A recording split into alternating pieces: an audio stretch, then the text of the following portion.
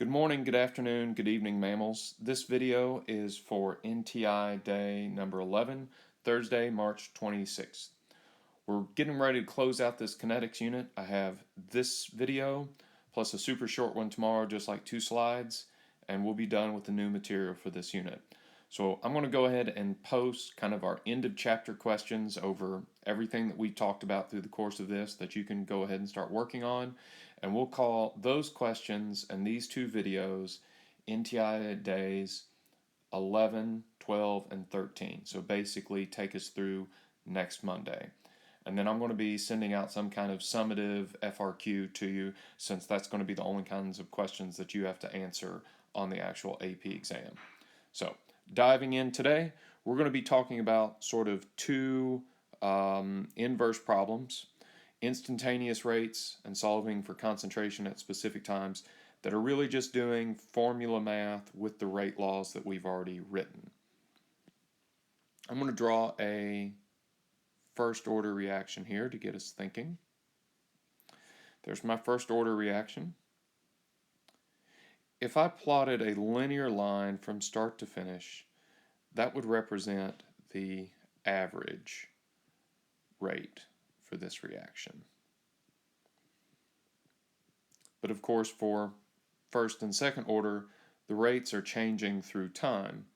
So an instantaneous rate would be the slope at a particular point. So whatever that slope is would be the instantaneous rate at that time.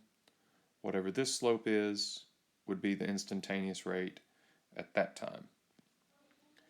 This kind of problem doesn't really make sense for 0th order, and let me show you why.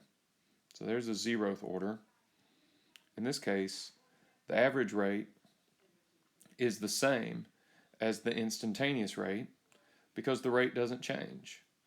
The rate at any particular instant in time is the same as the overall rate. And you can see that based on the 0th order rate law, there is no place to plug the concentration in there. The rate is just the rate constant. That's it. These problems more apply to first and second order because the rate depends on the concentration. So if we know the concentration, we sub it into the correct rate law and we get our instantaneous rate. So let me do an example problem from that. I picked the first order reaction from our homework set, so if you recognize these numbers, that's why. We're going to be finding the instantaneous rate at 10 seconds. So I want to set up the rate law. So rate equals K times A. And I want to get our K, 0.2997. I had to comment on several people's homework problems. This does have a negative slope, but our rate constants are always positive because we want our rate to be positive because this reaction is going forward. If we were talking about the rate for the reactant disappearing, we take care of that because we would say the change in A over time is negative. So the sign will get figured out by that. So make sure your rate constant is reported as positive. I'm going to put the units on it, and I'm going to multiply by the concentration at 10 seconds.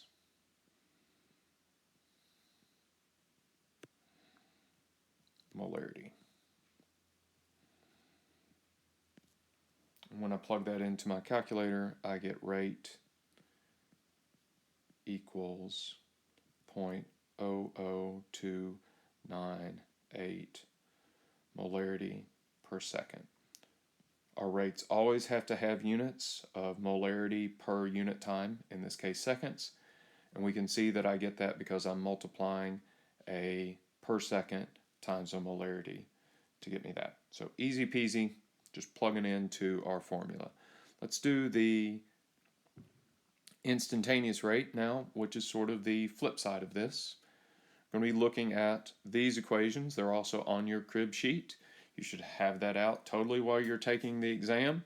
Be organizing your materials because you basically get to build the world's best formula sheet.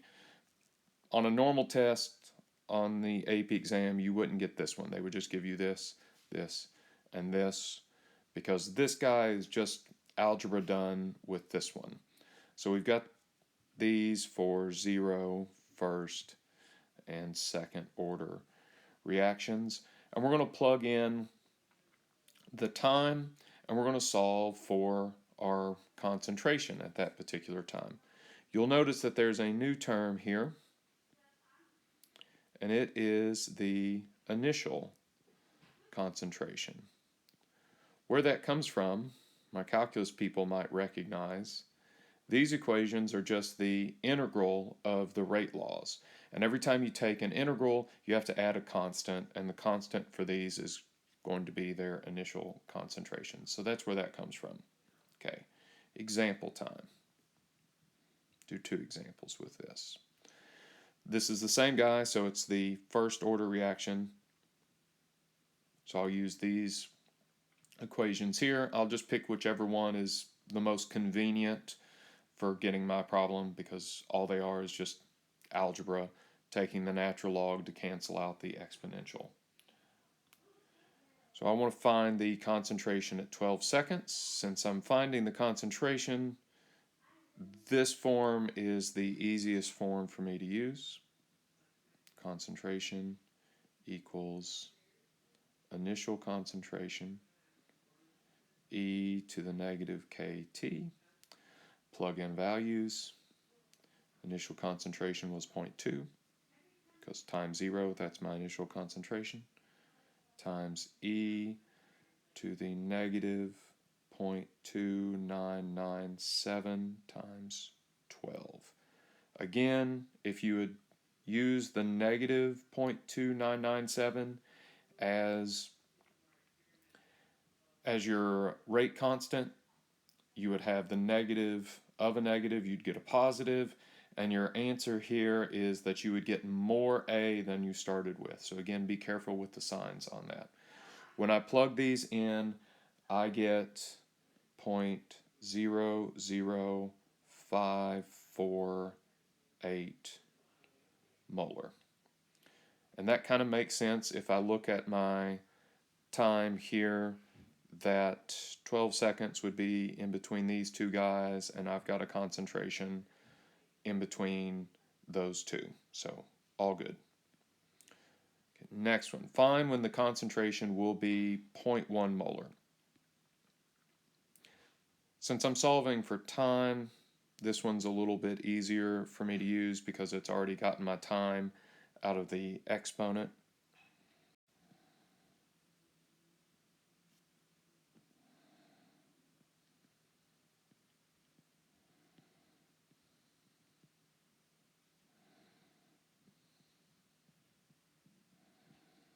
I'm going to be solving for time, so I'm going to go ahead and do some algebra just to get it in a form that's where time is isolated.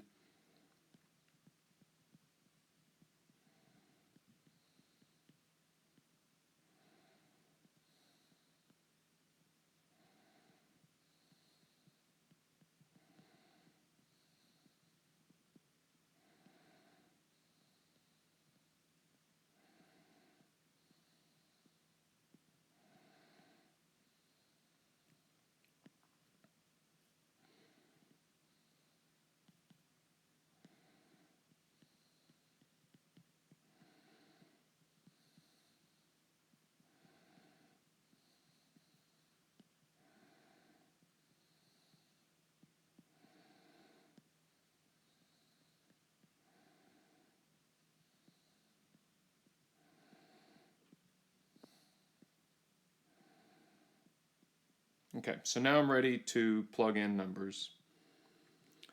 My initial concentration was 0.2. I'm solving for when the concentration will be 0.1, and I'm dividing by my rate constant.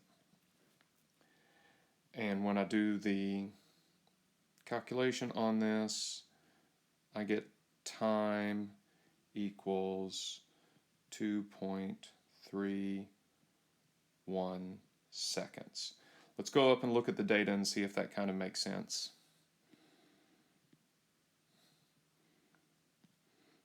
Point 1 would be somewhere between these 2 points, and 2.3 seconds is between those 2 points. So it checks out. Okay, last topic for this one. Sorry, Google sort of ate some of my formatting. It likes to do that. Those are all reaction arrows. I'm going to talk about the difference between intermediates versus catalyst in a reaction mechanism. A reaction mechanism is just sort of a mini Hess's law thing of a series of steps that produce an overall reaction. So you can see that, this would cancel, and these two reactions would sum to this, and this would cancel, and these reactions would sum to this. So I have a situation here where something is made,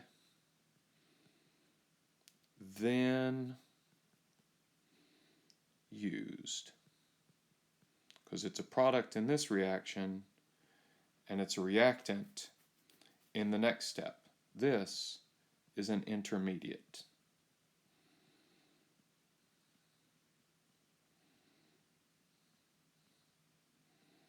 So if it was made in the middle, it's an intermediate.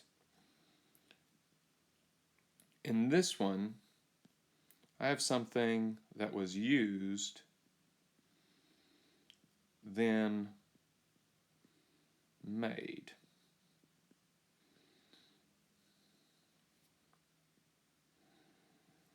And so it doesn't show up in the overall reaction either, and this is a catalyst. So intermediates and catalysts neither show up in the overall reaction. The difference is whether they are a product, which then is consumed as a reactant, or a reactant that is then produced as a product. In either case, they cancel out. So you might be asked to identify intermediates and catalysts in reaction. So if I look at this, the reactants, I want to be looking for things, let's find the overall first. Okay, so my overall is D cancels, A cancels, so I have two B's goes to C plus E. So reactant, products. I have a D that was made and then used, so it is an intermediate, and I have an A that was used and then made.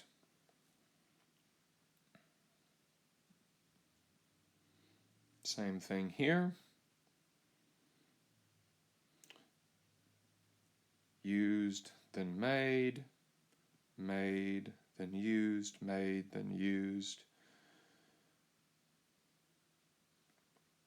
made, then used.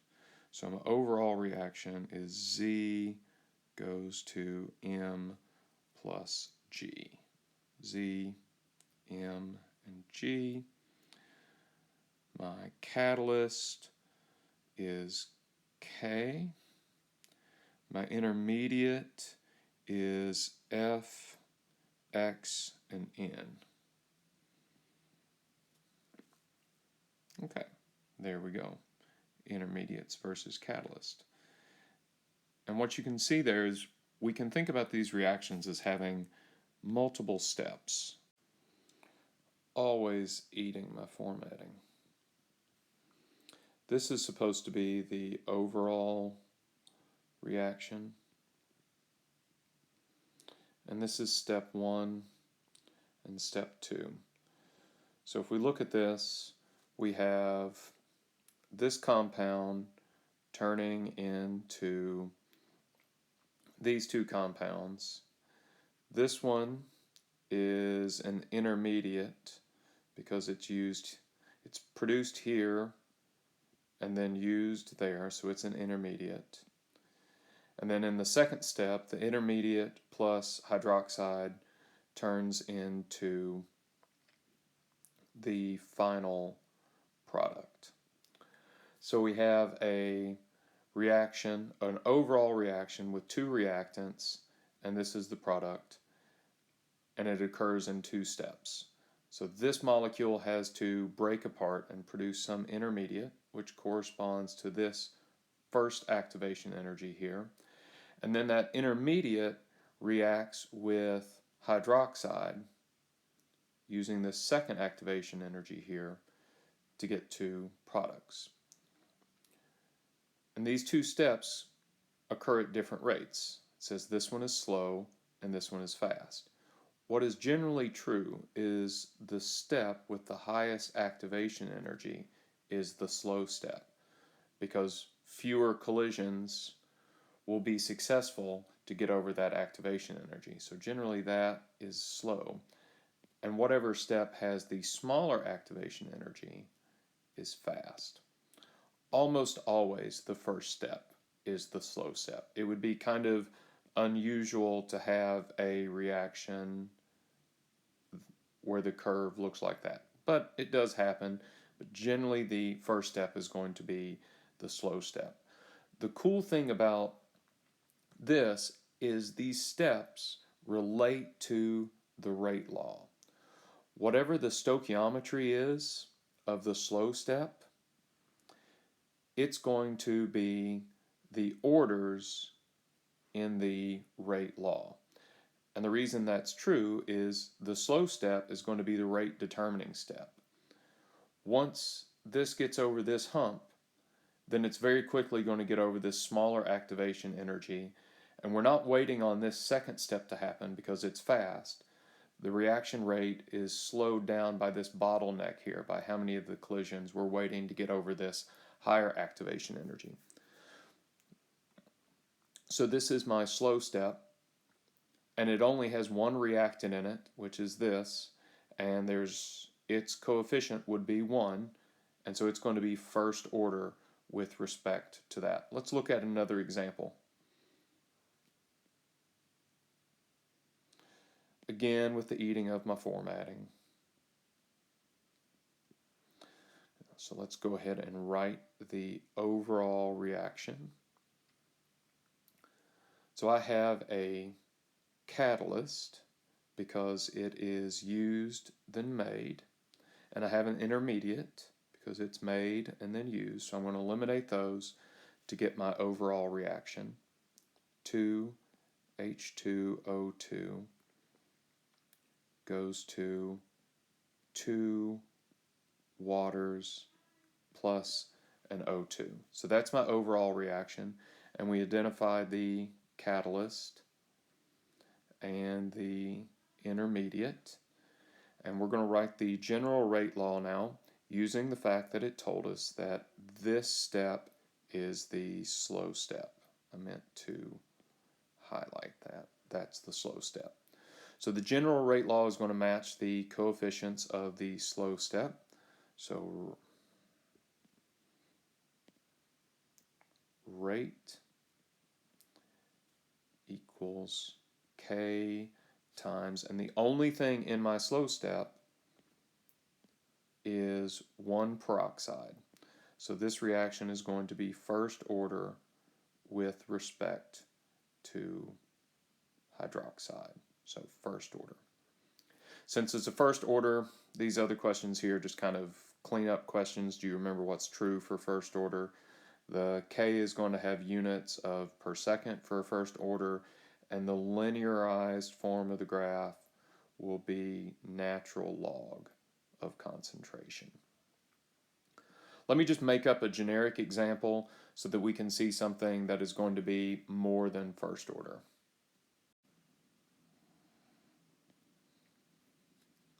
So 2A plus B goes to 2C It's going to be my first step, 2C plus B goes to 2D. So I have an intermediate. I'm going to eliminate that when I'm finding the overall reaction. And the overall reaction is going to be 2A plus 2B goes to 2D. My rate limiting step, let's say this one is slow and this one is fast. So my rate law is going to equal my rate constant times the stoichiometry of just the rate limiting step. So 2 with respect to A and 1 with respect to B. So get the pencil.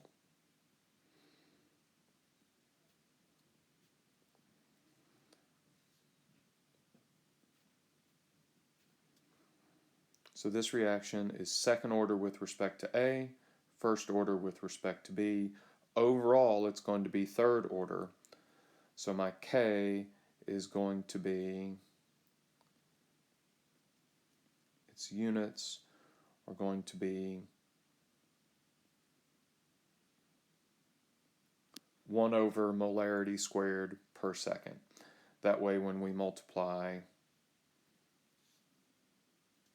by molarity cubed, we end up with just molarity per second, because that has to be the units on the rate law.